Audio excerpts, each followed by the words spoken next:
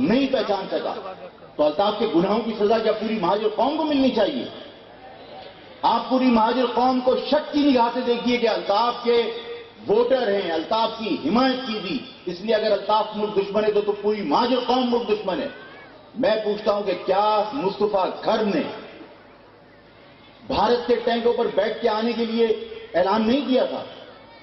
اور اگر مصطفیٰ گھر بھارت کے ٹینکوں پر بیٹھ کے آنے کی بات کرتا ہے تو کیا پوری پنجابی قوم کو تم نے ملک دشمن تصور کر لیا تھا؟ تم نے وہاں یہ اسٹینڈرڈ کیوں نہیں رکھا؟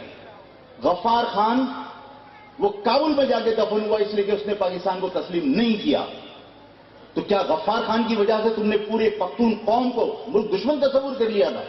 تم نے نہیں کیا۔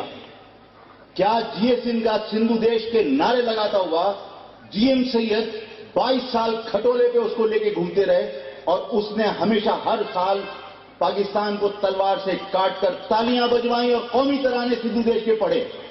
کیا تم نے اس جی ایم سید کی وجہ سے پوری سندھی قوم کو غدار تصور کر لیا تھا؟ کبھی نہیں۔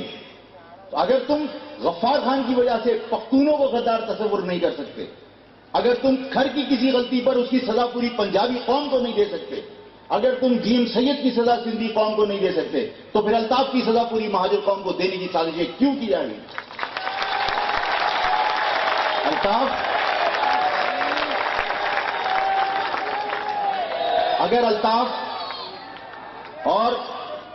اگر الطاف نے غلطیاں کی، میں آج پھر کہتا ہوں کہ الطاف کا کوئی دہشت گرد، کوئی ملک دشمنی میں ملوث فرد ہے، اس کو جاؤ گرفتار کرو، اس کو کیفے کردار تک پہنچاؤ، اس کے انجام تک پہنچاؤ۔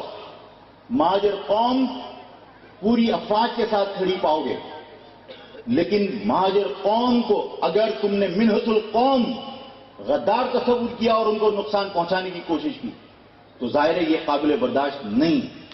ہم